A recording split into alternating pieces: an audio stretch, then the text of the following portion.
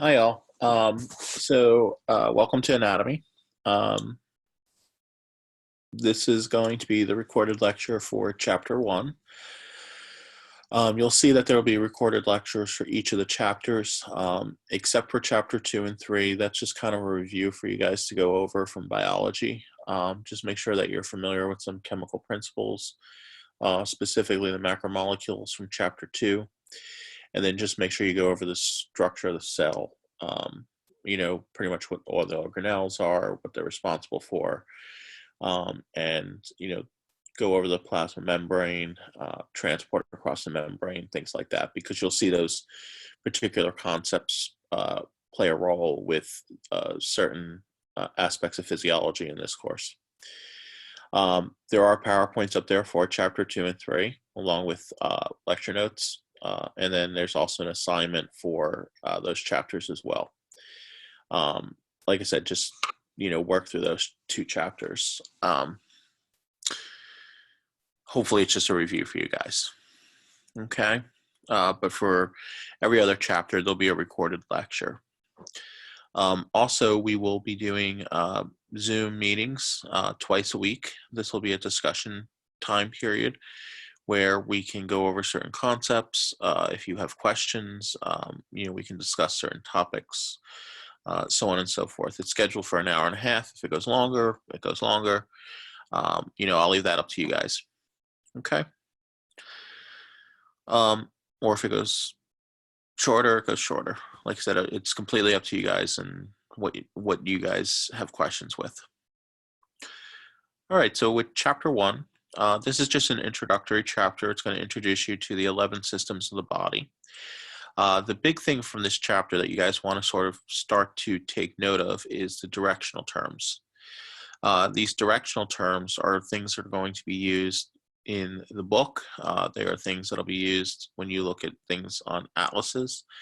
And also when I do my recordings, I'm going to be using directional terms. Unfortunately, or fortunately, because the human is a 3D structure, sometimes we can't say top, bottom, left, or right, because all can apply or none can apply when you're sort of describing the relationship to other structures. So we have a lot of anatomical terms that we typically use. So looking at the study of anatomy, anatomy is going to be the study of structure, okay? And we have various subdivisions. We have gross or macroscopic anatomy. This is looking at, the system as a whole, the organism as a whole. And then you have microscopic anatomy, which gets down to the actual level of the tissue, or even smaller, looking at the cytology level, which would be the level of the cells. And then developmental anatomy just looks at the developmental aspects, whether it's through embryonic development or fetal development, all the way even through how the body changes throughout life. Development is not something that ends when you're born. It continues throughout the entire life of the organism. Okay, so when you study anatomy, my best suggestion for you guys is to, observe as much as you can, look as many images as you can. You have these structures, you have your own human body. So when you're studying muscles, make the actual movement of the muscle. By doing that when you're studying, it helps with correlating it. We'll have a lot of resources for you guys to look at. There's even a digital cadaver dissection, which we will post over the next week. The only thing to access that is you will just need your Jefferson credentials to access that library. The other thing is that as we progress through the course and get more into actual structures of the various systems, you will be getting a kit from Carolina, and that kit will contain various specimens, and you'll even be able to do dissections at home of those various structures. Okay, so don't just stick with one image when you're trying to study something. Make sure that you're looking at multiple views, multiple images, you know, make sure you're looking at, you know, these structure maybe on, you know, the anterior side and the posterior side, or the, you know, superior view or the inferior view. And then a lot of times we'll even have cross sections that you'll be looking at. You know, the more images that you look at, the better understanding you'll have of the 3D structure that you're studying. Yeah. Physiology is the study of the function of the body. This is how the body operates. This is how things move around. This is how things actually function. You know, one of the first areas of physiology that we'll really get into is muscle physiology, how skeletal muscles contract, okay? What are the steps involved in that? And we're gonna really get down to the molecular level to look at some of this stuff, okay? When you study physiology, you wanna be able to focus at many levels. You need to keep, you know, pretty much what's happening locally at the level that you're talking about. So for skeletal muscle contraction, you know, we're going to focus down at the subcellular structures within the muscle fibers. But then you also need to think what's happening with the organ itself, the whole muscle, what's happening with the organism. So you need to be able to think at many different levels. You know, when I do something at a molecular level, how does that affect the systemic or even the organism as a whole? You need to study basic physical principles such as electrical currents, pressures, and movements. You know, some of this is introduced within chapter 2 with the chemistry, but you know, we'll get into some basic physics when we get into muscle physiology and things like that. And then the study of basic chemical principles is also very important. Understanding those those macromolecules. So anatomy and physiology are inseparable, okay, meaning that these two things sort of go hand in hand. The function always reflects a structure, okay? And, you know, there's always, and a lot of people don't like this saying, but, you know, I always grew up with structure dictates function, all right? Things are designed a certain way and have a certain function, and have a specific structure in order to accomplish a specific function. Okay, and the best thing to give an example of this is if you look at protein structures. Protein structures are very unique. The reason why they're very unique is because A, they're very specific, and B, they're particular for a particular function. Okay, they're specific for a particular function. And if you have any disruption in that structure, you could actually affect the function. You know, so structure dictates function. Okay. So looking at the level of organization here, you know, we all start off at the chemical level, and that's going to be introduced in chapter 2. And even at the organelle level, the subcellular structure, and that's within chapter 3. We then have cells, which hopefully you guys covered, you know, in biology, but we will cover as well here.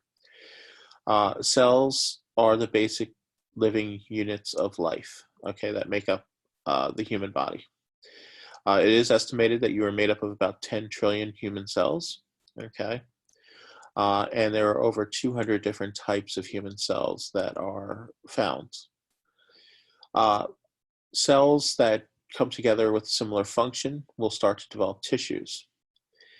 And then tissues will end up developing organs. Organs will develop organ systems. Organ systems will then develop an organism. Okay, so this is sort of the, you know, level of hierarchy of how, you know, going from the smallest of molecules all the way up to the, you know, complete product of a human being. And that's sort of depicted here. This is just the same slide, just more in a pictorial fashion. So what are some necessary life functions? You need to be able to maintain boundaries. You need to be able to have movement, responsiveness, digestion, metabolism. You need to be able to dispose of waste. You need to be able to reproduce, and you need to be able to grow. And we're going to look at each of these now individually. So maintaining boundaries between internal and external environments. You know, this is where you can think, okay, we have our skin, all right? And the skin is creating an internal environment where everything inside is maintained, and then we have our external environment in which we are living in. But you don't want to just think of the skin as your primary barrier. You have many barriers throughout the body. You might have membranes that separate two different cavities. You have membranes that might even separate various organs from each other, okay? But then we even get down to the plasma membrane of a cell. The plasma membrane is maintaining a boundary between the inside of the cell and the external environment of the cell, okay? And sometimes maintaining these boundaries is very important for the function of that cell. Movement. Obviously, you need to move, physically move, okay? And our skeletal muscles take care of a lot of that. The other thing is that, much movement or motility, this could also be, if you think about movement throughout the body, we have nutrients that get absorbed in through the intestinal tract. They need to be circulated throughout the body.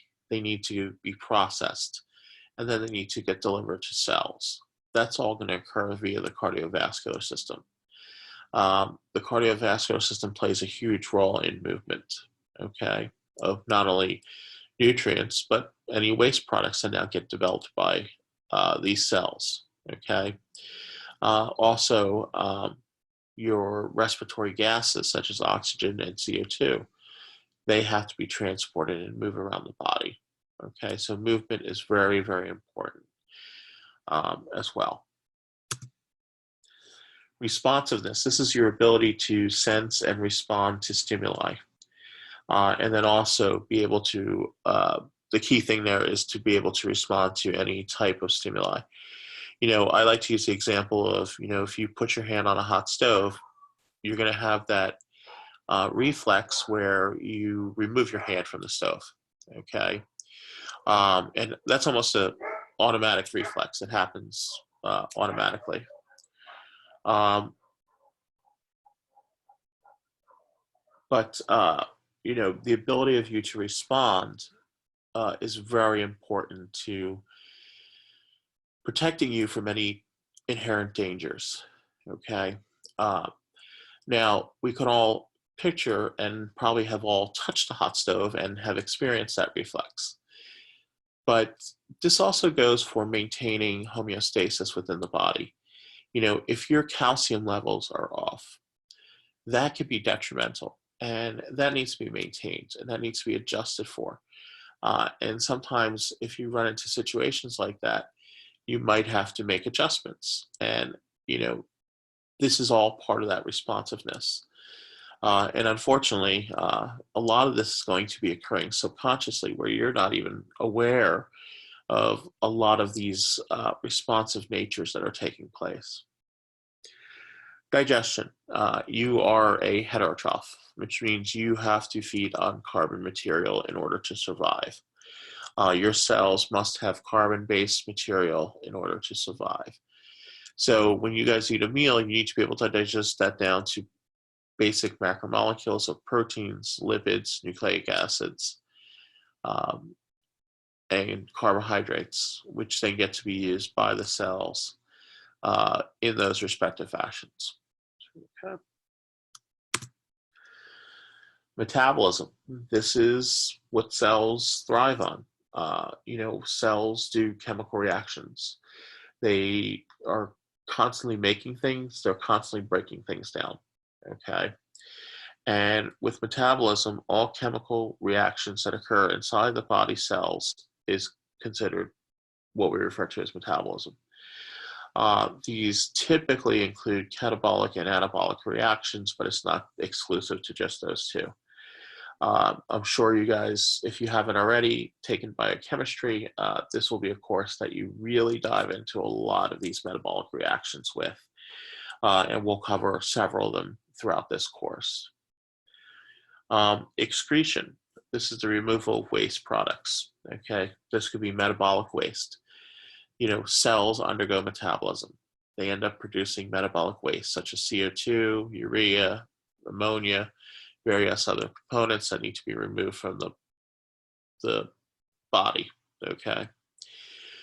We also have, with excretion, maintaining water balance, maintaining electrolyte balance, and also removal of any undigestible waste products, okay?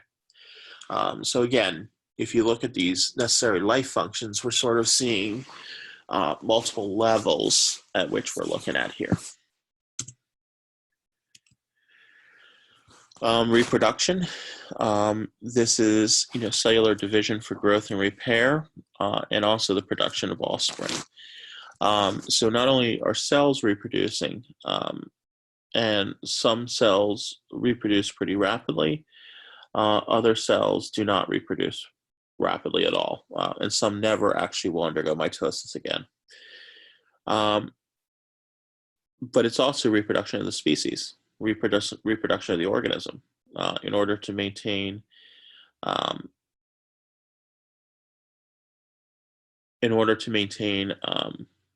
the survival of the species. The organism itself needs to reproduce. Okay. With growth, this is an increase in the size of a body part or an organism. Your body is constantly changing, okay, throughout as you age.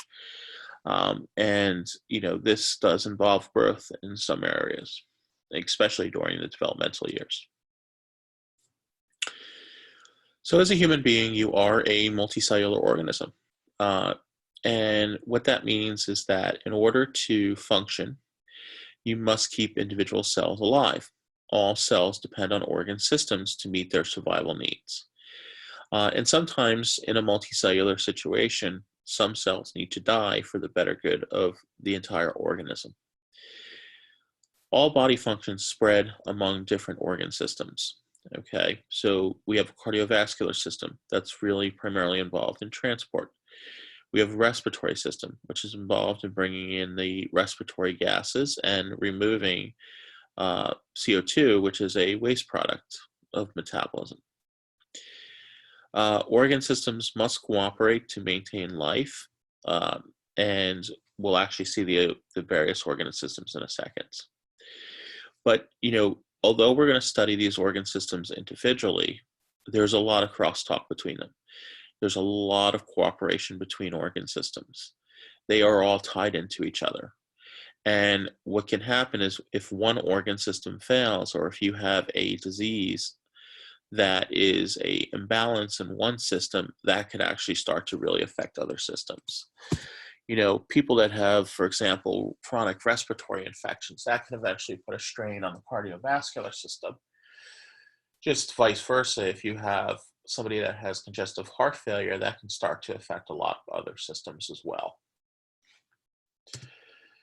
Okay, so let's I'm not going to spend a whole lot of time on this because we have a chapter coming up on each one of these. The first organ system that you guys will conquer in this course is the integumentary system. And this is going to include your skin, hair, and nails. Okay. The skin is the largest organ in the body, and it actually provides some very important protective functions, but there's also various metabolic activities that occur at the skin. Your skeletal system. There's two main things for the skeletal system. Protection.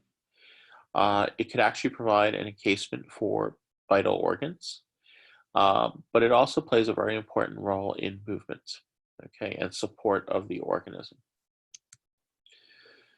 The muscular system. The muscular system is primarily referring to the skeletal muscles. As you'll find out when we talk about tissues, there's three types of muscle. We have skeletal muscles, which make up the muscular system. We have smooth muscle, which is scattered throughout the entire body and is responsible for, say, contraction, which would lead to constriction of a blood vessel, or dilation, which would lead to expansion or dilation of a blood vessel. Okay. And then the third type is cardiac muscle, which is only found in the heart.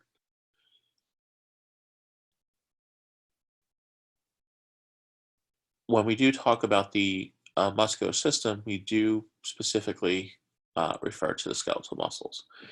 And that main function is support, but it's also movement of the body and the organism. Nervous system. There are two controlling systems in the body. You have the nervous system, and then you have the endocrine system. The primary control system is the nervous system, and it consists of the central nervous system, which is your brain and spinal cord, and then the peripheral nervous system, which is all of the nerves that are coming off of the brain and spinal cord. The second regulatory system is the endocrine system.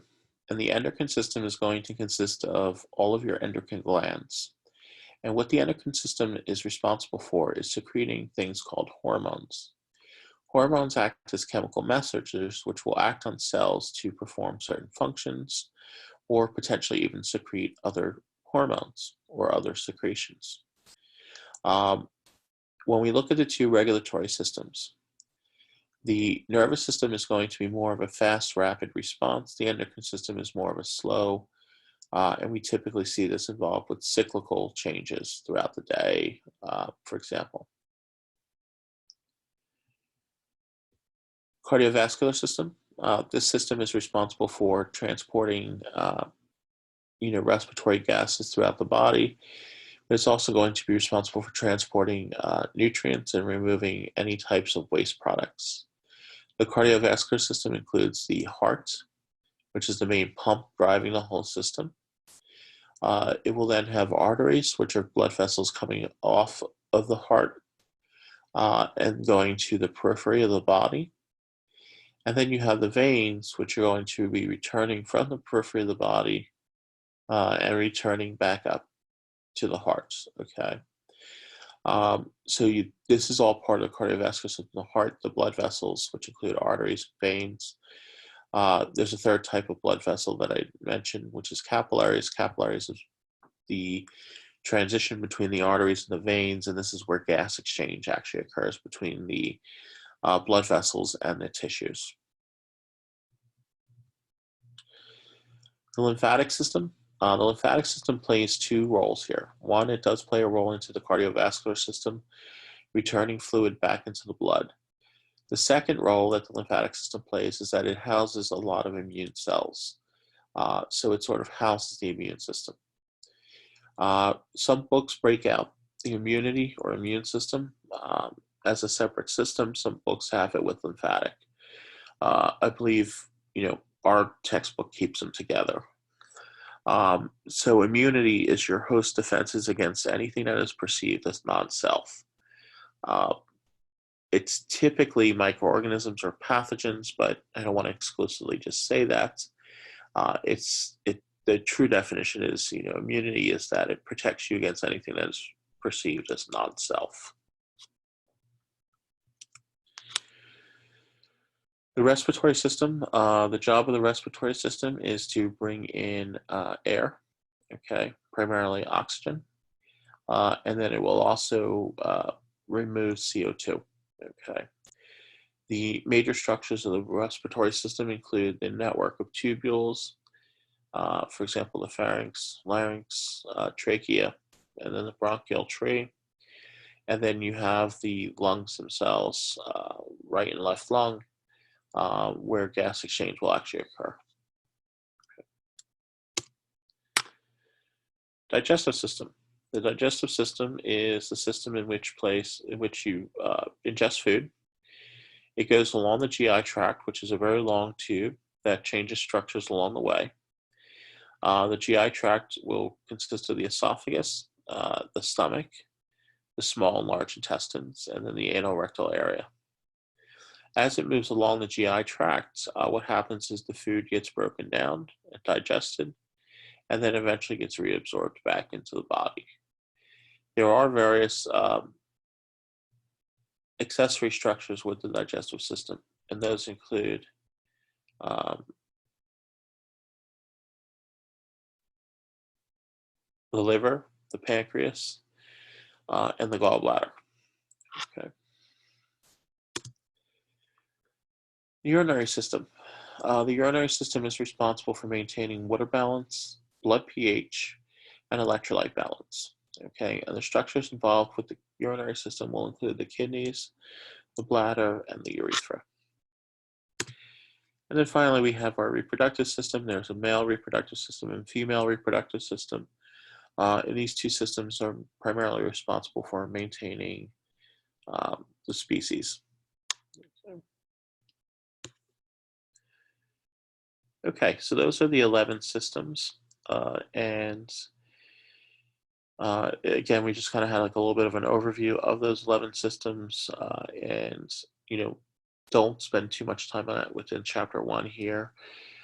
Just know a general function of what each of the systems is responsible for, as we're going to spend over the next several weeks looking at each one of these systems. Okay, various survival needs for the human body. We need appropriate amounts that are necessary for life. When we say appropriate amounts, it's not, making sure we have enough of these things. Too much could actually be a detrimental thing. There are certain nutrients that we need. We need oxygen. We are aerobic beings. We need water. We need to maintain a normal body temperature, which is 37 degrees Celsius. And then we also need to maintain an appropriate atmospheric pressure. This is the pressure that's exerted on our bodies from the atmosphere at sea level. With atmospheric pressure, this is very important for breathing. And when we get to the respiratory system, we'll talk about that. So nutrients, these are the chemicals for energy and cell building. These will include things as carbohydrates, our fats, our proteins, minerals, vitamins, essentially all the macromolecules, okay? The reason why we need oxygen is for cellular respiration. Plain and simple, cells must have oxygen in order to accomplish cellular respiration. Water, this is the most abundant chemical in the body. The environment of the chemical reactions to occur usually occurs within water. It is the fluid base for secretions and excretions. Normal body temperature, as I mentioned earlier, it's 37 degrees. This is not just a temperature that was picked out of the sky. This is an appropriate temperature for making sure that the rate of chemical reactions occurs at the point at which we want it to.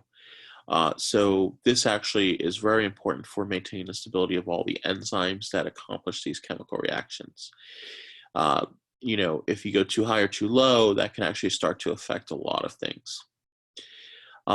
Appropriate atmospheric pressure, again, this is for adequate breathing and gas exchange within the lungs. Maintaining a relatively stable internal environments despite multiple continuous changes, both externally and internally, is homeostasis. Homeostasis is a dynamic state of equilibrium. If your blood sugar rises, kicking in mechanisms to bring the blood sugar down. Conversely, if your blood sugar falls, kicking in mechanisms to bring your blood sugar up, okay? The goal is to sort of maintain, homeostatic values. The maintenance of homeostasis is by contributions of all organ systems, okay? And unfortunately, when we have, disruptions in homeostasis, that eventually leads to various diseases and pathologies. Homeostatic control mechanisms involve the continuous monitoring and regulation of all factors that can change. Communications necessary for monitoring and regulation. This is really communication between the various structures throughout the body with the nervous system and the endocrine system, and allowing those two systems, both the nervous system and endocrine system, to make necessary changes to bring homeostatic balances back into play. The nervous system and the endocrine system accomplish communication via nerve impulses and hormones. And generally the way that this works is, you can sort of look at this, but you have a receptor that's going to pick up a stimulus. That information is then sent to a control center, which then will rely on an effector structure to fix the problem that's being picked up by the stimulus, by the receptor. The effector structure is usually a gland, which might secrete a hormone. It could be a muscle, which could actually lead to things like constriction or dilation. So the effector structure is most likely going to be a muscle or a gland. Okay. There are two primary feedback mechanisms. We have negative feedback. This is the most common. If you don't know the answer to, what type of feedback mechanism is involved, and you had to guess, I would guess negative. It's going to be the case 99% of the time. What happens with negative feedback is if you have an imbalance, that imbalance triggers the control center to act on effector structure to make adjustments. The effector structure makes the adjustment. You bring back the stimulus into a normal range. And when the stimulus comes back into a normal range, then the whole system shuts down. So essentially by fixing the problem, you shut down the whole regulatory system. Okay, so for example, if your blood sugar spikes, okay, that gets picked up by receptors that then sends information to the control center. The control center will then act on the pancreas to secrete insulin. Insulin gets released. It lowers your blood glucose levels, or blood sugar levels. You come back to normal values. You no longer secrete any insulin. You shut down the system. Okay. Positive feedback. This is where you get a snowball effect.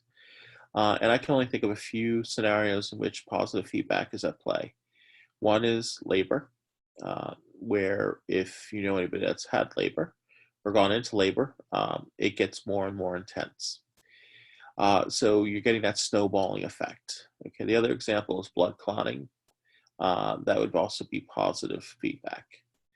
Unfortunately, in order to stop a positive feedback mechanism, what has to happen is something else has to step in to stop it. So for the example of labor, the thing that stops it is actual birth of the newborn.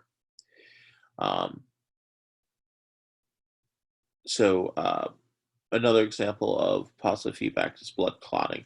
Okay. So there's a few examples of positive feedback throughout the body. Okay. So any disturbances in homeostasis, this puts you at an increased risk of disease. It can contribute to changes associated with aging. Control systems are less efficient. If negative feedback mechanisms become overwhelmed, you can end up with destructive positive feedback mechanisms that take over. So if you're not being able to maintain homeostasis, this can have real detrimental effects. Oops, sorry, I don't know what happened here.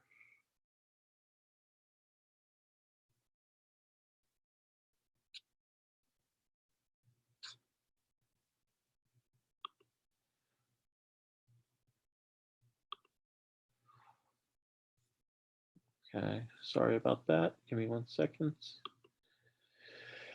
Okay, so that is it on sort of homeostasis and regulation. The next the last part of this chapter gets into what we call directional terms and anatomical terms. For this is really just a lot of memorization, just getting down these terms. Okay, so when we look at anatomical position, we standardize anatomical body position, and it's body erect, feet slightly apart, palms facing forward, thumbs pointing away from the body.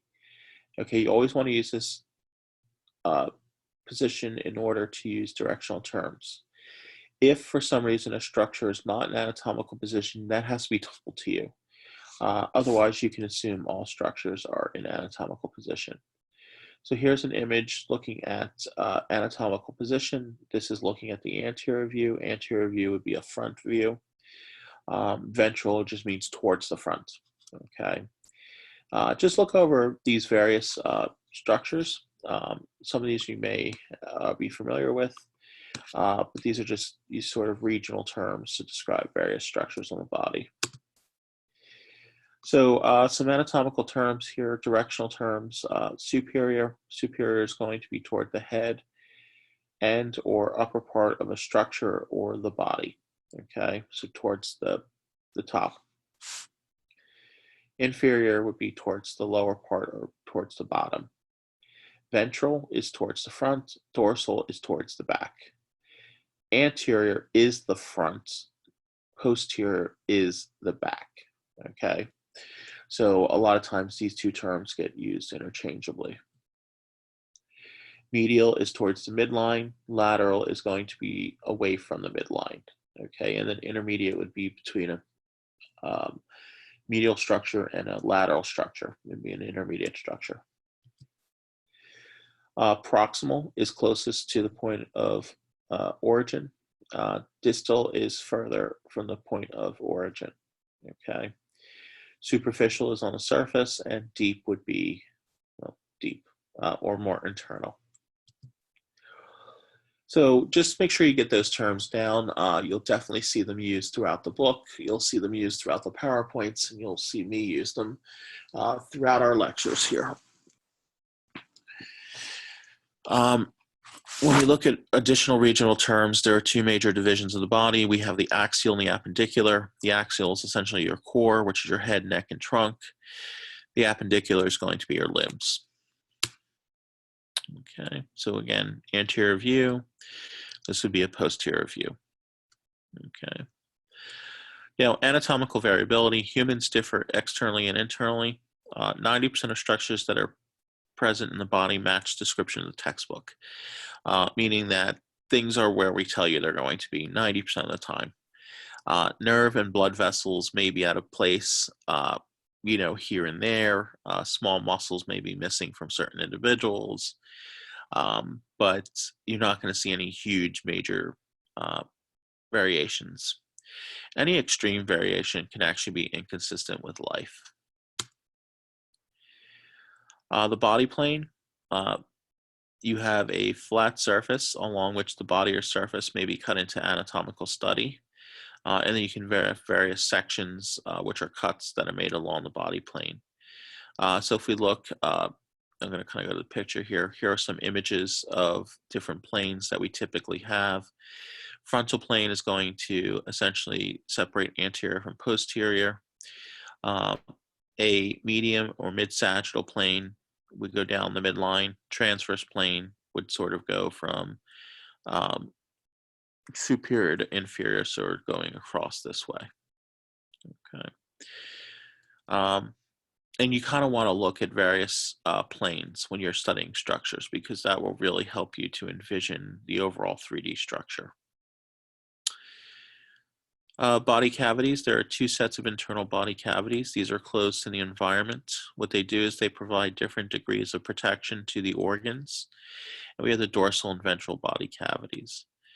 The dorsal body cavity protects the nervous system, and it's divided into two subdivisions: the cranial cavity, which encases the brain, and the ventral cavity, which encases the spinal cord. Okay. The ventral body cavity, this houses all of your internal organs, which are referred to as viscera. There are two subdivisions to the ventral body cavities, and they are separated by the structure called the diaphragm. Now you'll see later on that the diaphragm is essentially the primary breathing muscle, but it's also the floor of the thoracic cavity and the roof of the abdominal pelvic cavity, which is the two main cavities that we find in the ventral body. Okay, the thoracic cavity subdivisions, we have two subdivisions there. We have the mediastinum, which contains the pericardial cavity and surrounds the thoracic organs. And then you have the pericardial cavity, which is a specific cavity where the heart is enclosed within. The two pleural cavities, these are going to each house a lung. Okay. The abdominal cavity, this is going to contain most of your digestive structures. This will include the stomach, intestines, small and large, spleen, and the liver. The pelvic cavity will contain the urinary bladder, reproductive organs, as well as the anorectal area. Okay. And this just sort of goes over those various cavities again. Membranes within the ventral cavity, we have most organs are going to be surrounded by a serous membrane, a serosa. The serous membrane is going to consist of two layers, parietal layer and visceral layer. The visceral layer is going to cover the actual organ itself. The parietal layer will cover the lining in which the lining of the cavity in which the organ is residing. The purpose of these two layers is that you're going to have fluid between these two layers, and what you're going to find out is most of these internal organs are not just stationary. They are very dynamic structures. They may expand, they may contract, and they may move. As they go through those various movements, you want to create as much of a friction-free environment as possible. And these two layers right here will create that friction-free environment. So if we look at the heart, the serous membrane is referred to as the pericardium. For the lungs, it's referred to as the pleura. For the abdominal pelvic cavity, it's referred to as the peritoneum. And here, if we look at the heart as an example, you can see here's the heart within the mediastinum. This layer right here that the laser pointer is on, this is the visceral layer. Now the layer that I'm pointing to, this is the parietal layer. And then you see this little space between the two where the pointer is. And this is going to be the space that's filled with the serous fluid. And as the heart contracts, these two membranes and this fluid create a friction-free environment for the heart to be able to move without the detrimental effects of tissue rubbing on tissue. Okay, so again, chapter 1 is really just an introduction. It's meant to introduce you into some key terms. Please work on those key terms. You have an assignment sheet that sort of goes over some of those. And we will pick up, I will probably post tomorrow a lecture. Well, I will, not probably. I will post a lecture tomorrow on tissues. And I will also try and get the integument system lecture up tomorrow as well. So you have all the lectures for this week up by Wednesday to sort of look over. Okay. And then I will also have our first Zoom discussion meeting this Thursday at 5 o'clock. All right. Again, if you have not gotten your textbook and you want the PDF, please send me an email and I will email it to you. Also, please make sure that you have ordered the atlas on Amazon, as especially the people taking the lab. You will have some lab exercises coming up this week as well. All right. Enjoy the rest of your day, guys.